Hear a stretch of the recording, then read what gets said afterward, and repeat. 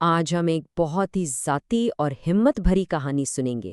یہ کہانی ہے نادیہ کی، اور ہم اسے انہی کے الفاظ میں سمجھنے کی کوشش کریں گے۔ نادیہ اپنی بات کی شروعات ہی ایک ایسے جملے سے کرتی ہیں جو سیدھا دل میں اتر جاتا ہے۔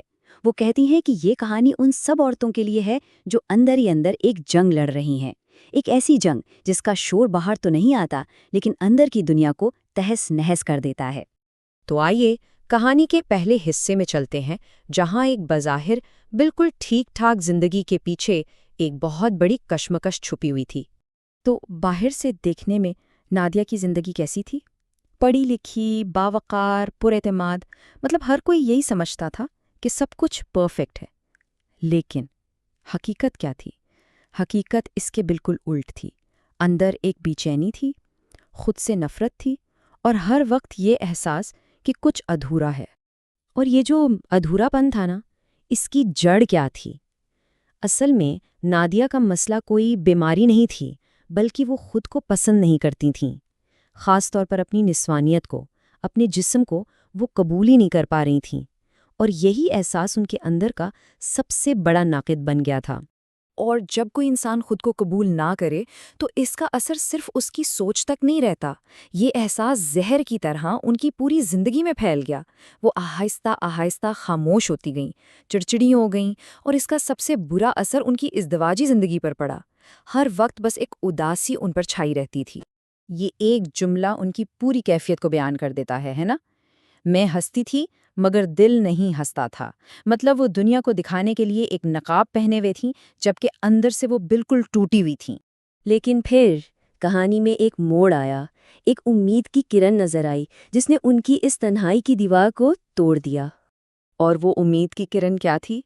ان کی ایک کولیگ سارا کا ایک بہت ہی سادہ سا سوال: نادیہ، تم کچھ بدلی بدلی لگ رہی ہو، سب ٹھیک تو ہے؟ بس اتنا سا سوال، لیکن اس نے سب کچھ بدل کر رکھ دیا۔ سوچیں ذرا، یہ وہ پہلا لمحہ تھا جب کسی نے ان کے چہرے کے پیچھے چھپے درد کو پہچانا تھا، اور جیسے ہی کسی نے ان کے اس درد کو چھوا، ان کے اندر ضبط کے سارے بندھن ٹوٹ گئے، اور پہلی بار انہوں نے اپنے دل کی بات کسی کو بتائی۔ اور سارا نے آگے سے جو کہا وہ بہت اہم تھا۔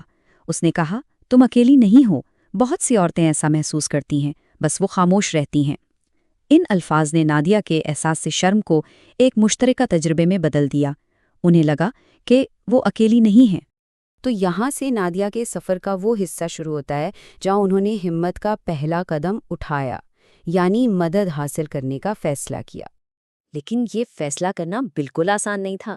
ذہن میں ہزار طرح کے خیال تھے، جھجک تھی، ایک انجانا سا خوف تھا، اور سب سے بڑھ کر بدنامی کا ڈر تھا کہ لوگ کیا کہیں گے۔ لیکن ان سارے ڈر کے بیچ ایک خیال سب پر حاوی ہو گیا۔ انہیں یہ احساس ہوا کہ اگر آج انہوں نے کچھ نہیں کیا نا تو وہ خود کو ہمیشہ کے لیے کھو دیں گی۔ اور بس یہی وہ لمحہ تھا جب انہوں نے اپنی زندگی کا کنٹرول واپس اپنے ہاتھوں میں لینے کا فیصلہ کیا۔ تو اب دیکھتے ہیں کہ مدد حاصل کرنے کا یہ عمل کیسا تھا، اور اس کے بعد ان کی زندگی میں کیا تبدیلیاں آئیں۔ جب انہوں نے آن لائن مشورہ لینے کا قدم اٹھایا تو انہیں ایک بہت ہی محفوظ ماحول ملا، ایک ایسی جگہ جہاں ان کی بات کو پوری عزت اور رازداری سے سنا گیا۔ کسی نے انہیں جج نہیں کیا بلکہ سمجھا، اور پھر قدرتی علاج کے ذریعے صحیح رہنمائی دی۔ کوئی جھوٹے وعدے نہیں، صرف حقیقت۔ علاج تو شروع ہو گیا، لیکن نادیہ کے ذہن میں اب بھی ایک شک تھا، ایک سوال تھا، کیا واقعی کچھ بدلے گا؟ اور یہ شک بہت فطری ہے۔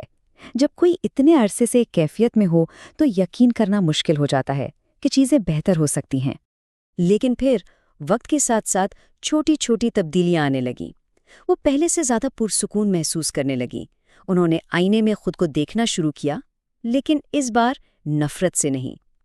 انہوں نے خود سے الزام تراشی کے بغیر بات کرنا سیکھا، اور آہستہ آہستہ ان کا کھویا ہوا اعتماد واپس لوٹنے لگا۔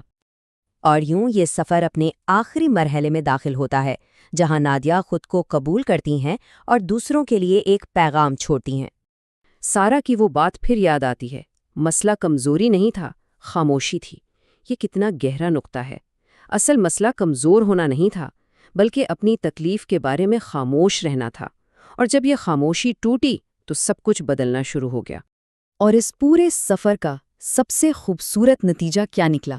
خود سے محبت اور خود کو قبول کرنا۔ آج نادیہ جب خود کو دیکھتی ہیں تو پہلی بار انہیں اپنے آپ سے محبت کا احساس ہوتا ہے۔ آخر میں نادیہ ہر اس عورت کو ایک پیغام دیتی ہیں جو شاید اسی کیفیت سے گزر رہی ہو۔ آپ اکیلے نہیں ہیں، آپ کسی سے کم نہیں ہیں، اور آپ کا جو بھی مسئلہ ہے وہ کوئی شرمندگی کی بات نہیں ہے۔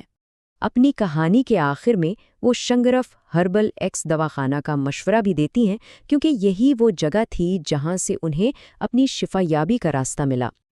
اور نادیہ کی کہانی ہمیں اس آخری سوال کے ساتھ چھوڑ جاتی ہے جو ہر سننے والے کو سوچنے پر مجبور کر دیتا ہے، یہ میری کہانی تھی، شاید یہ آپ کی بھی ہو۔